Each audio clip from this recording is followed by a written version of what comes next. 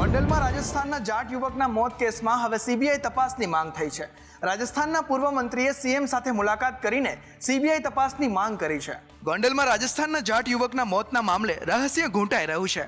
ત્યારે હવે રાજસ્થાન સરકારના પૂર્વ મંત્રી રામલાલ જાટ ગાંધીનગર પહોંચ્યા અને મુખ્યમંત્રી ભૂપેન્દ્ર પટેલ સાથે તેઓએ મુલાકાત કરી હતી, જ્યાં તેમણે સમગ્ર મામલે સીબીઆઈ તપાસની માંગ કરી છે. સાથે જ કહ્યું કે સ્થાનિક પોલીસ પર ભરોસો નથી, તેમને સસ્પેન્ડ કરવામાં આવે. વધુમાં શું કહ્યું સાંભળીએ.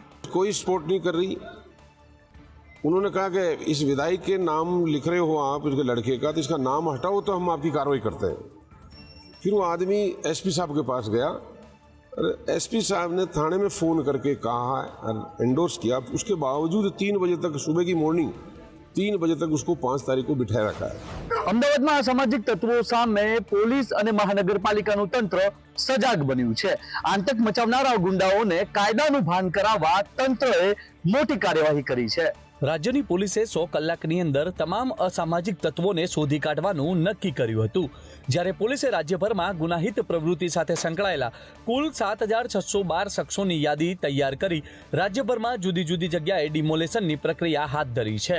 જેના ભાગરૂપે સતત ત્રીજા દિવસે અમદાવાદમાં બુલડોઝર કાર્યવાહી હાથ ધરાઈ છે.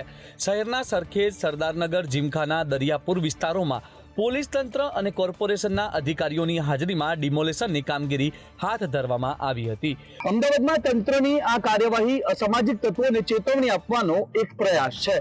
તંત્રની આ લાલ આંખથી સ્પષ્ટ થાય છે કે અમદાવાદમાં ગુંડાગર્દી કરનારાઓને કોઈ પણ સંજોગોમાં છૂટ નહીં મળે. ગુંડાગર્દી હવે નહીં ચલાવાય. સુરતમાં અંડરવર્લ્ડ સાથે કનેક્શન ધરાવનાર આરોપીનું ઘર તોડી પડાયું. સુરત પોલીસ હવે એક્શનમાં આવી ગઈ. આરોપીઓને કાયદાનું ભાન કરાવવાની શરૂઆત સુરત પોલીસે કરી દીધી છે. જે આરોપીઓના લિસ્ટમાં નામ લખવામાં આવ્યા છે તે તમામ પર કાર્યવાહી થઈ રહી છે. ગુનેગારોના ઘર પર દાદાનું બુલડોઝર ફર્યું છે. સુરતમાં આરોપી મુસ્તાક પટેલના ઘર પર દાદાનું બુલડોઝર ફરી ગયું છે.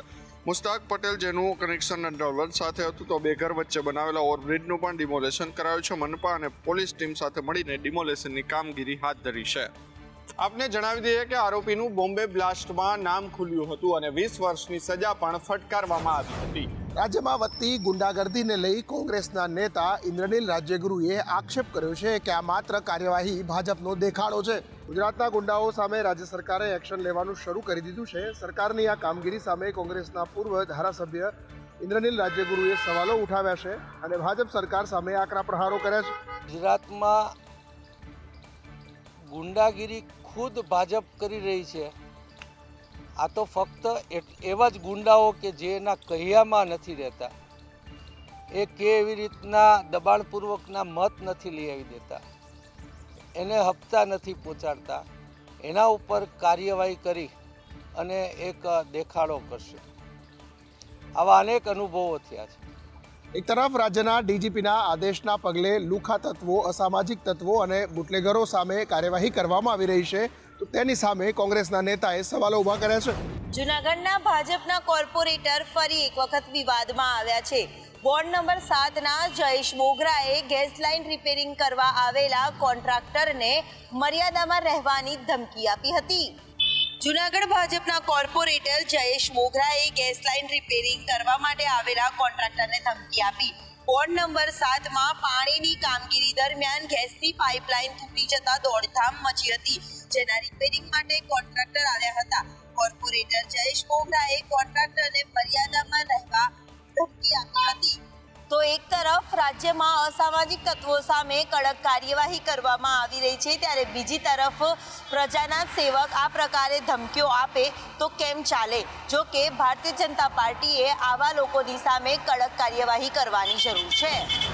અમદાવાદમાં ધૂળેટીની પાર્ટી દરમિયાન ફાયરની ગાડી મંગાવવા મામલે ગંભીર સવાલો ઉઠી રહ્યા છે.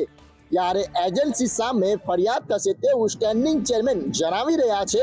અમદાવાદના તલતેજ વિસ્તારમાં આવેલા એક ક્રિકેટ ગ્રાઉન્ડમાં ભૂતકાળમાં ક્યારે ન ઉજવી હોય એવી રીતે ભવ્ય ધૂળેટી બનાવવામાં આવી હતી. ધૂળેટીમાં લોકો મોજ માણી શકે એ માટે અમદાવાદ ફાયર બ્રિગેડની ગાડી મંગાવવામાં આવી હતી, જે પાણીનો ફુવારો મારીને આગ બુઝાવતી હોય છે. એનો ઉપયોગ કાયદો અને નિયમો નેવે મૂકી મોજ મારવા માટે થયો.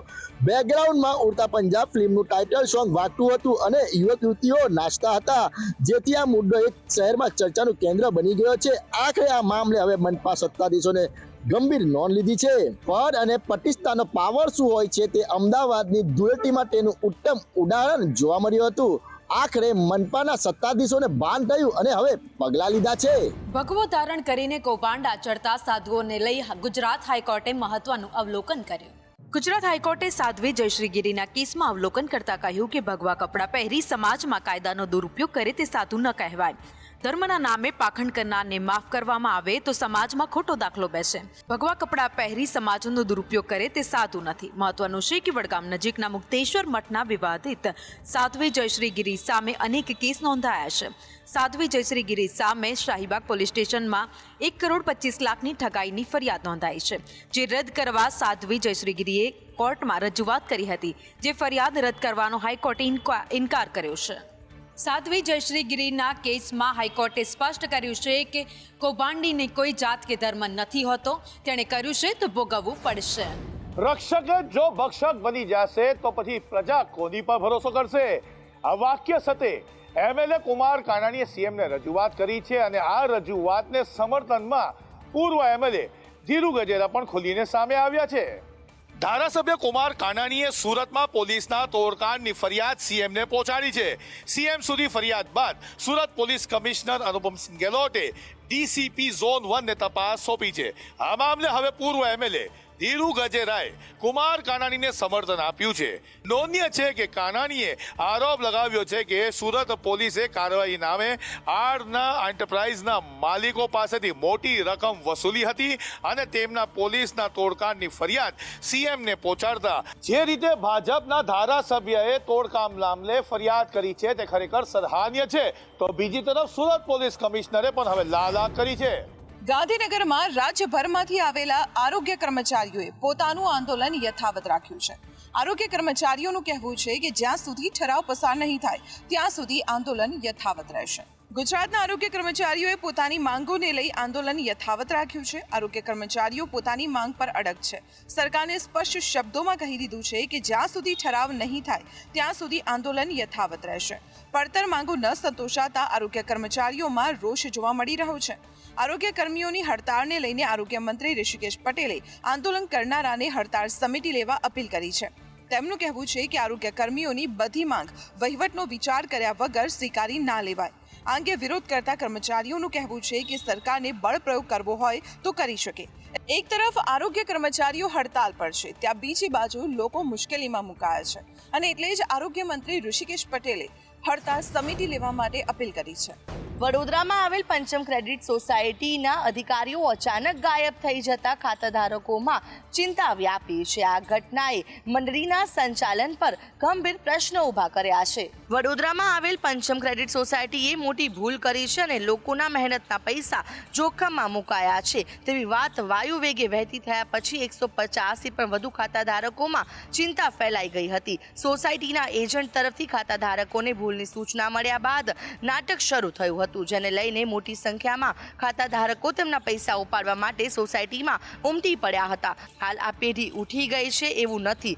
જેવા નાણાં આવે ત્યારે સભાસદોને નાણાં મળી જશે તેવું વહીવટદારોએ નિવેદન આપ્યું છે. પંચમ ક્રેડિટ સોસાયટીના અસરગ્રસ્ત ખાતાધારકોએ તાત્કાલિક ઉકેલ, ભૂલનું કારણ અને ગાયબ થયેલા અધિકારીઓ ક્યાં છે તે અંગે તપાસ શરૂ થાય તેવી માંગ કરી છે.